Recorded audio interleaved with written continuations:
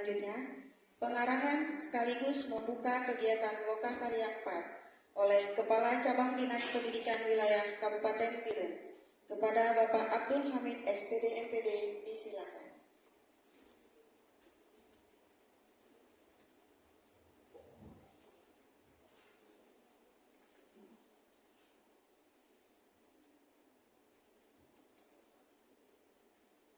Assalamualaikum warahmatullahi wabarakatuh.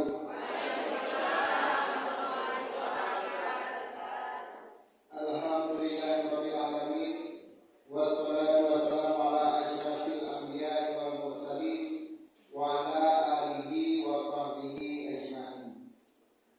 Raditu billahi rabban wa bil islam madinah wa bil muhammadin nabiyya wa rasulah.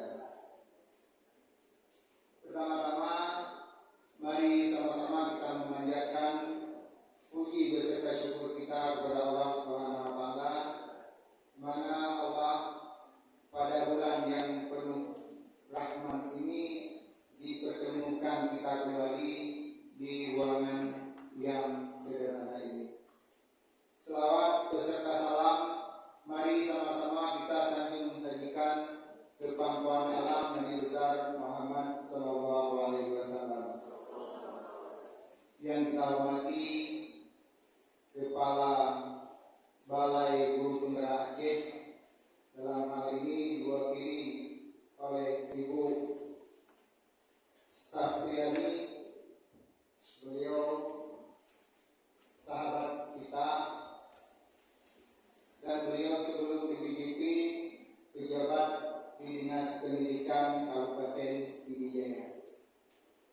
Yang kita hormati Kepala Dinas Pendidikan dan Kebudayaan Kabupaten Biren, dalam hal ini diwakili oleh sahabat akrab kita, calon doktor, insyaallah dalam beberapa bulan ke depan beliau sudah menyandang Doktor Yusman.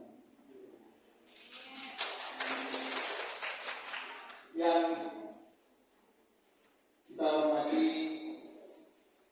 panitia yang telah mengatur kegiatan kita pada hari ini, Bapak dan Ibu calon guru penggerak dan guru pembelajaran praktik yang berhadir pada kesempatan yang berbahagia ini.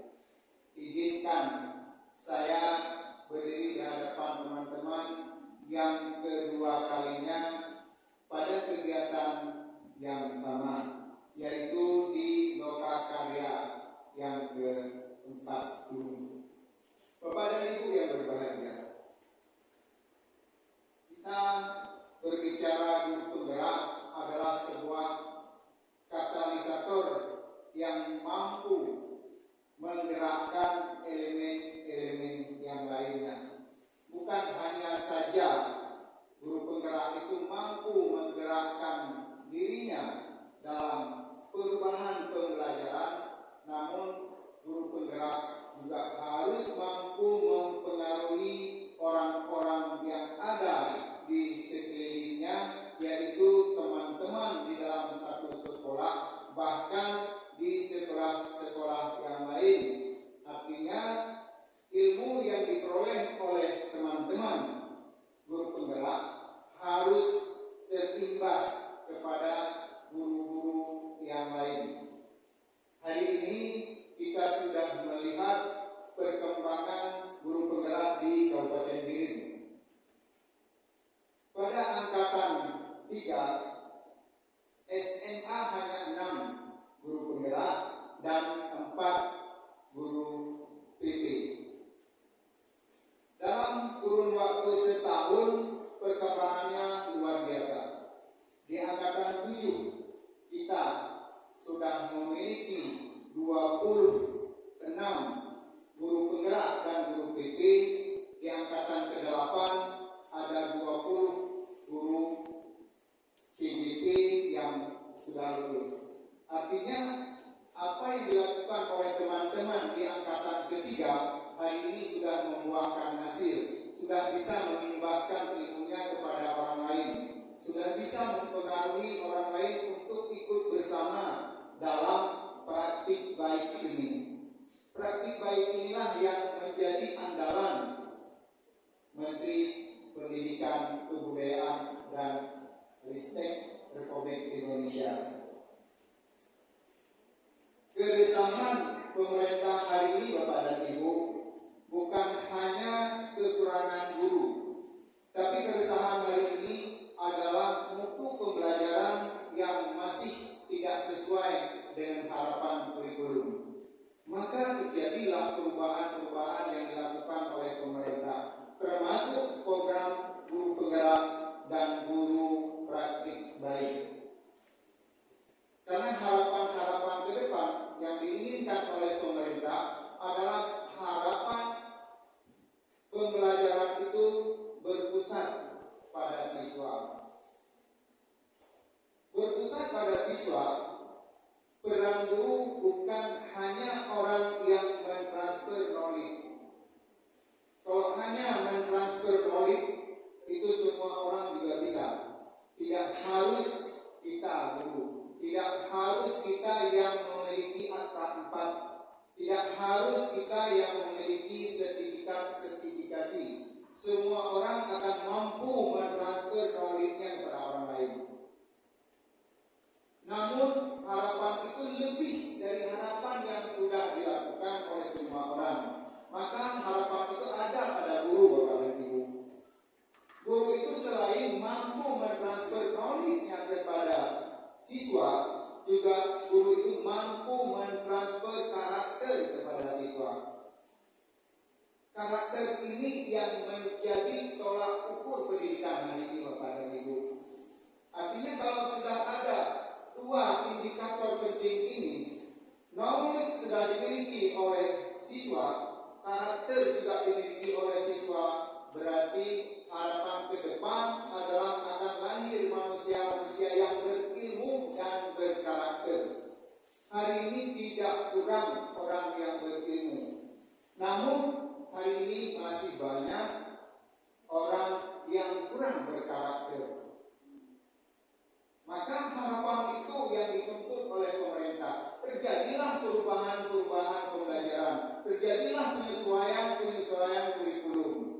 Kurikulum hari ini tentunya tuntutannya hanya ke arah tersebut, Bapak dan Ibu, sehingga dinamakan dengan kurikulum merdeka. Artinya ada sebuah kemerdekaan dalam pembelajaran, tidak monoton hanya berpusat pada guru. Namun sebaliknya yang diharapkan oleh pemerintah, pembelajaran itu adalah pembelajaran yang berpusat kepada siswa. Siswa lah yang menjadi ujung tombak. Jadi peran guru apa, Bapak dan Ibu? Peran guru hanya sebagai fasilitator pembelajaran.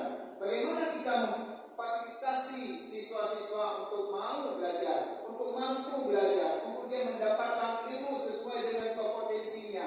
Maka guru harus juga memiliki ilmu psikologi. Ilmu psikologi anak itu penting agar kita memahami individu-individu yang ada di ruang kita. Kita tidak boleh menyamakan semua anak itu memiliki kemampuan yang sama. Karena berbeda latar belakang ekonomi, berbeda latar belakang orang tua, berbeda segala-galanya. Termasuk berbeda pergaulan dia di kampung. Disinilah dituntut kemampuan guru bagaimana dia menjadi orang yang memfasilitasi anak-anak kita mampu belajar berkolaborasi di dalam kelompoknya. Kolaborasi itu adalah kata kunci dalam pembelajaran hari ini. Mari berbagi ilmu. Bukan hanya saja guru hari ini yang dituntut untuk membagi ilmunya, tetapi siswa juga diarahkan bagaimana siswa itu mau dan mampu membagi ilmu yang dimiliki. Maka pembelajaran kolaborasi, bukan pembelajaran individu-individu. Kalau pembelajaran individu-individu yang selalu kita tampilkan, akan lahir orang-orang yang egois, akan lahir orang-orang yang emosional, karena dia menganggap dirinya pandai, bukan karena orang lain kepandaiannya, tapi karena pribadinya dia menganggap dia adalah orang pandai, sehingga lahirlah orang-orang yang sombong. Tapi bila pembelajaran dengan kolaboratif, maka dalam pembelajaran itu mereka saling berbagi ilmu antara satu dengan yang lain, sehingga tidak lahir orang-orang yang sombong, karena dia sadar bahwa ilmunya juga dibagi oleh orang lain, bukan hanya dari pribadinya. Ini yang menjadi tuntutan kurikulum hari ini, Bapak dan Ibu. Siapa yang akan menjadi ujung tombak dari itu semuanya? Adalah guru penggerak, praktik yang baik.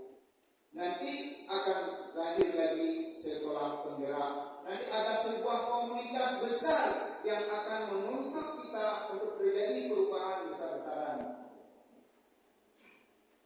Maka ada tuntutan yang lain kepada Bapak dan Ibu, harus mampu menggerakkan semua elemen, bukan hanya teman-teman yang ada di sekolah, tapi juga wali murid itu. Bagaimana kita menggerakkan wali murid itu untuk mau membantu guru dan membantu sekolah agar tercapai pendidikan secara optimal kepada anaknya.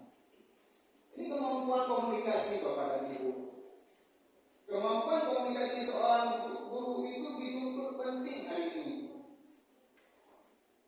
Bagaimana kita berkomunikasi dengan siswa kita agar komunikasi itu komunikasi yang komunikatif? Bagaimana komunikasi kita dengan lingkungan agar lahir sebuah komunikasi yang komunikatif? Begitu juga dengan orang tua siswa. Hari ini belum terbangun dengan baik kepada Ibu, komunikasi antara sekolah dengan masyarakat belum terbangun dengan baik. Apa buktinya? Buktinya ketika ada sekolah meminta bantu pada masyarakat, masyarakat akan protes. Karena masyarakat tidak mendapat informasi yang konkret, kenapa sekolah minta bantu? Tetapi bila masyarakat sudah mendapat informasi yang konkret, tidak akan mungkin masyarakat akan protes. Yakinlah Bapak dan Ibu, kita hari ini, masyarakat kita hari ini, semua orang hari ini bekerja mati-matian bukan lagi untuk dirinya. Siang dan malam dia bekerja bukan untuk kepentingannya, tapi adalah kepentingan anaknya. Kalau kesadaran ini sudah lahir pada semua masyarakat, tidak akan ada orang yang protes ketika sekolah minta bantu. Sekolah kita memang tidak bayar di sekolah negeri, Bapak dan Ibu, tetapi ada bantuan yang lain yang dibutuhkan oleh sekolah agar sekolah itu memang tercipta pembelajaran yang kondusif. Saya boleh beranalogi, Bapak dan Ibu. Semua kita sepakat untuk membeli HP, dan semua kita beli HP hari ini. Kenapa kita beli HP? Karena kita sudah punya program 1,